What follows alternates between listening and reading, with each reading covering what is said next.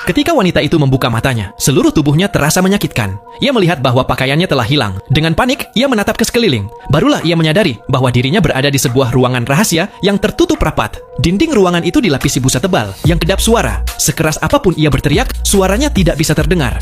Hal yang paling aneh adalah, ia telah kehilangan ingatannya. Ia tidak tahu siapa dirinya dan mengapa ia terkurung di sana. Tiba-tiba, dari luar ruangan rahasia itu, terdengar suara menyeramkan. Wanita itu sangat ketakutan hingga ia berjongkok di sudut ruangan. Saat ia masih berusaha memahami situasi, mendadak semua lampu padam. Kemudian, terdengar suara klik dan lampu kembali menyala. Kali ini, pintu ruangan terbuka dengan sendirinya. Wanita itu mengumpulkan keberaniannya dan perlahan mendorong pintu.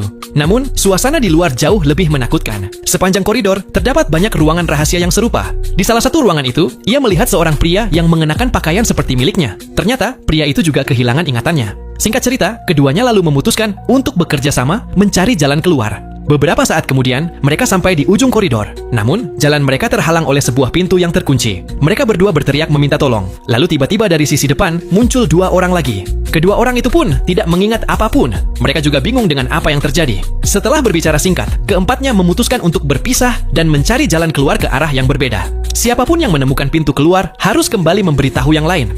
Wanita itu dan pasangannya sampai di sebuah ruangan yang dipenuhi berbagai macam alat. Mereka membuka sebuah pintu baja dan di dalamnya terdapat sebuah kotak besi besar. Melihat itu, mereka berdua langsung terkejut. Kotak itu ternyata dibuat untuk mengurung seseorang. Mereka panik dan tidak tahu harus berbuat apa.